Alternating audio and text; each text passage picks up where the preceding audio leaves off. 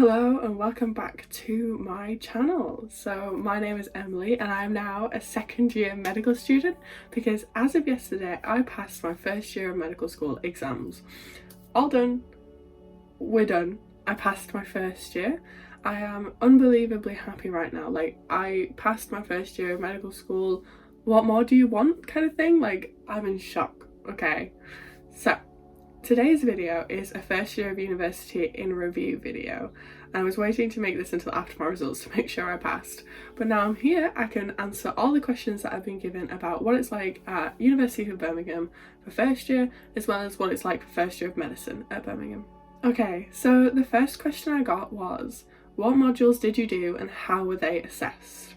So we've done a variety of modules over the 2 semesters, so I'm going to split it down into semester 1 and semester 2, and then we'll talk about the ones that cover both semesters. So semester 1 we had MTM, which is our molecules to medicine, CEP, which is our cell communication, endocrinology and pharmacology module, NAS, which is our neurons and synapse module, and PPP, which is our people's, patients and population module, which you can see on the screen now. So these 4 main modules count as our foundations 1, and we did these during semester 1. These will be assessed as the same as our foundations 2, which was semester 2 modules, which is MJM, muscles, joints and movements, IRM, intro to respiratory medicine, DPS, doctors, patients and society, and DIG, digestion, which you can also see here. So foundations 1 and foundations 2 were assessed through 2 exams each semester. 1 short answer question exam where there would be 10-mark questions for all of the modules, and then an MCQ/VSAQ exam, which is a multiple choice questions and very short answer questions exam. So this one would have a variety of those, but more multiple choice than VSAQs. Now across both semesters we had 3 main modules. We had PAS, which is our professional and academic skills module, RA, which is our regional anatomy module, and CBM, our community-based medicine module. So for PAS, we were assessed through an essay in semester 1, and then in semester 2 we did in-course assessment, which was a presentation and a written component for the presentation, and an exam, which was an hour and 15 minutes. For regional anatomy we had 2 exams, one in semester 1 and one in semester 2. The exam in semester 1 was 5 short answer questions, so 5 10-markers, and then the exam in semester 2 we had 2 10-mark questions and then an essay, but you were given 2 essays and you could pick which one you wanted to write, and that was regional anatomy. Our community-based medicine module, our CBM module, was assessed through a group 3,000 word essay this year. Normally it's not assessed through a group essay, but I think they trialled it this year, so I'm not sure if it will be the same for anyone in the future, and I know it's definitely not the same for people last year or the year before because of COVID and they couldn't do the group essay. We also had some non-credit bearing modules, so we did a research taster in a group, our group poster presentation, which I'm in fact doing today, and our basic life support training, which we all have to pass. Although if you do fail that one component, that can roll on to second year because you can just do it again next year. But you do get 2 or 3 attempts each year, so it's one of those that takes a while to make sure you got. The next question I got was a group question. How much group work is there in medicine? So let me tell you, there's a lot more than I expected. I expected a good amount of group work, don't get me wrong. Like, I knew when you come into medical school, there's an M group, which is your medicine teaching group. It's your small group teaching. It ranges from sizes of 10 to 20. And ours was 16 when I joined, like in September. And that group will go with you to almost all your small group teaching sessions. It's for all modules, so you work with them a lot. So every anatomy session that I've ever had is always group work on a table of 4. We have SGTs, some of them are taught, but most of the time there might not be a tutor present. If a tutor isn't present, we've got to work together as a group to come up with our answers for the scenario and then post those on Canvas after the thing. We did have our group essay, our group research taster project, our group poster presentation, and so many more. Like, there is a lot of group work. Some people get on better with it, some people don't. I understand that. Some people are more academic and don't like the group work as much. But the group work is very important and does get assessed at quite a few levels. So it's something you have to do a lot in medicine. So be prepared for it. If you can, during your A-levels, if they're watching this because you're like, what's first year going to be like? if you can, try and work with a group as much as possible. Finding a job where you're working with a lot of different people would also help. Now, I did get a question about my group essay from one of my vlogs where I talked about my group essay. So we did have a group essay for community-based medicine, and it was 100% of the module mark, which is why it was really quite stressful, because I've never written a group essay before. The essay I did independently wasn't that great. Like, I passed it, but not the best. So I was a bit worried about this, because writing, it was a group of 3. Some had groups of 4, some had groups of 2. We were a group of 3, and we had to write one 3,000 word essay together. And making an essay by 3 different voices, 3 very different voices, can be difficult to make it fluid, and that was one of our negative points. But what I would say is, when we did the essay, we tried to write independently too much, and I think if we'd done it again, or if we were going to do it again, which I really hope we don't do again, I hope that we would write it more together. Like, you write a couple sentences or write a small paragraph each, because we split it into kind of 3 clear sections, and it didn't work as well because it was very evident for those 3 clear sections who wrote what. So I think it would be better to write more of the sections together. But it was a useful experience. As any research you do in the future, you will have to write it with your research partners, and that is writing a group essay basically, so you want to be able to prepare for it as much as possible. Now, one of the cool questions about University of Birmingham specifically was, what didn't you know about Birmingham when you started that you wish you did?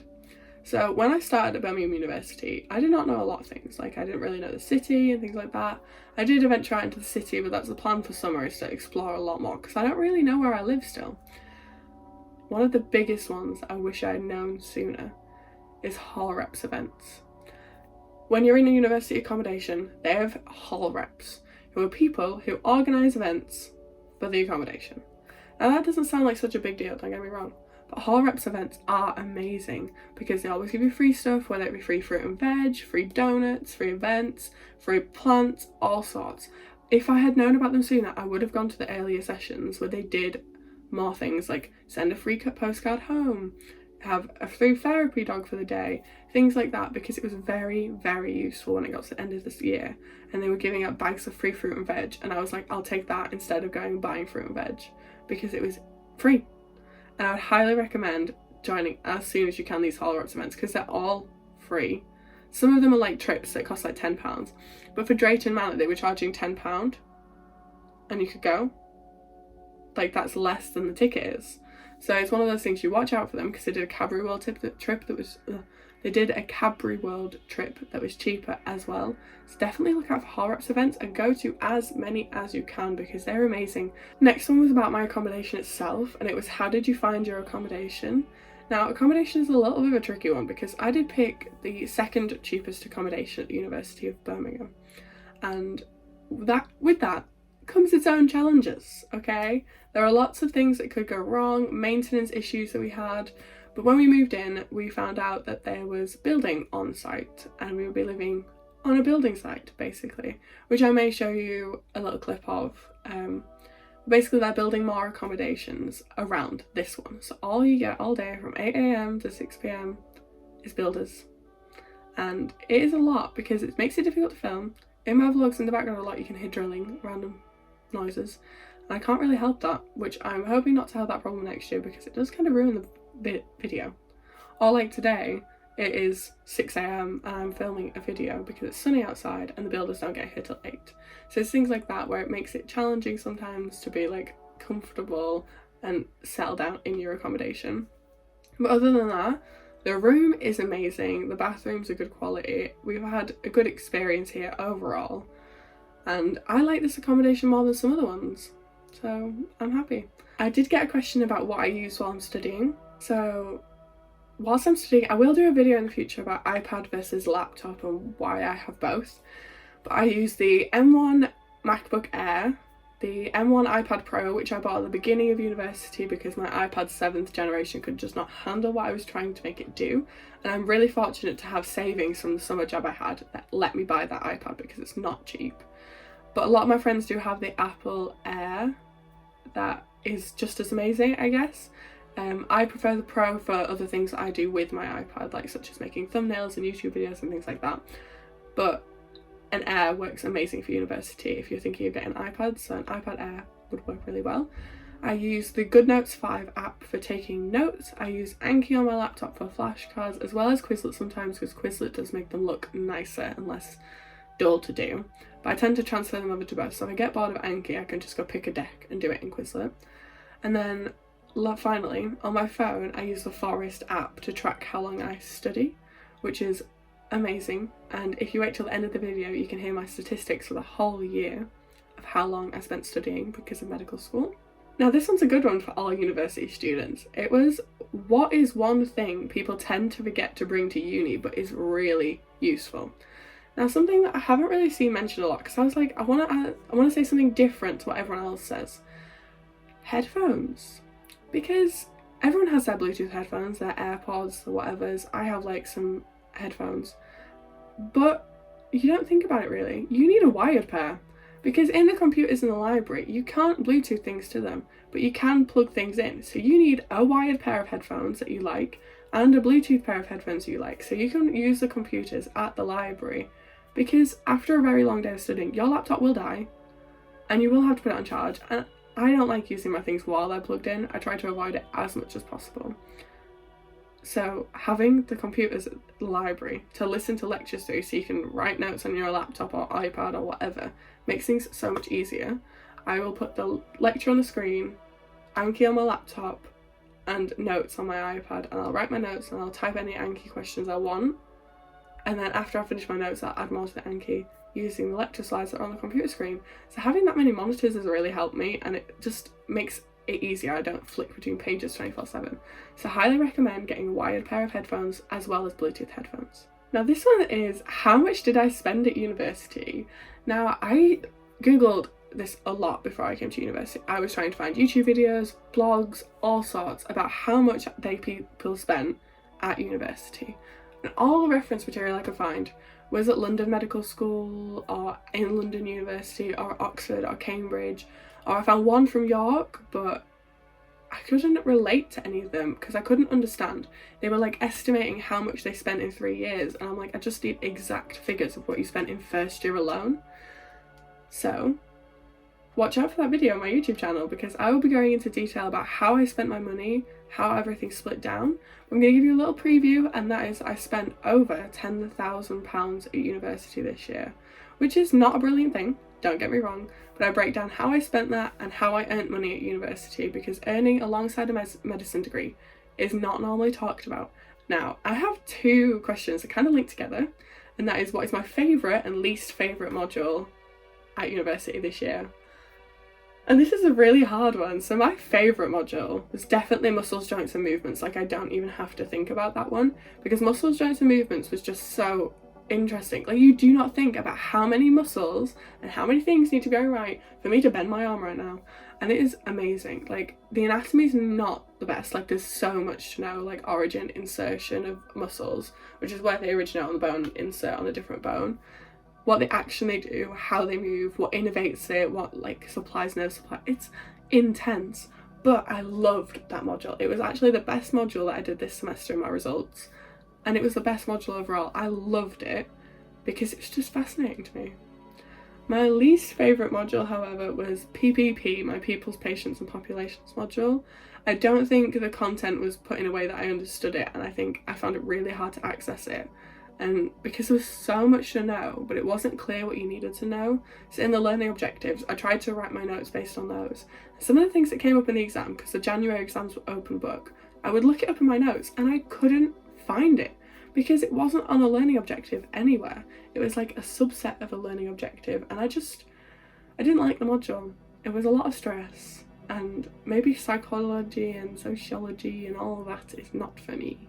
Now, this one's a good one. So what is the biggest thing that I took away from first year at medical school and first year at uni in general? And I think the biggest thing that I took away is that I can do it, that I don't need anyone to help me do it, that I can do everything on my own, and that I am myself.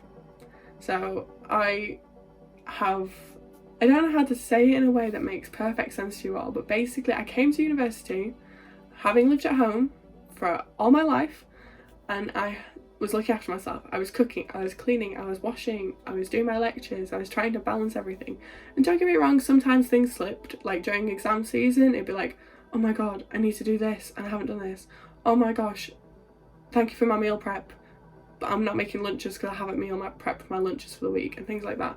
And it does get challenging sometimes. Sometimes you just want somebody to do it for you because it's so much easier than doing it yourself. But I can look after myself. I can do university all on my own. I can pass medical school with work and dedication, and I'm going to do it on my own. And I'm going to graduate 5th year, and I'm going to be a doctor. And that's what I've taken away from this year, that I can do it. This one's also awesome. What are you most looking forward to about 2nd year of medical school?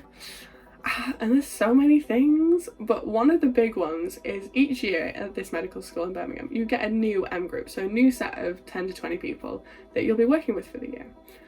And I loved my M group this year. We've all been great friends. I hang out with them a lot, and I'm sure you'll see them in some of our days out in the future.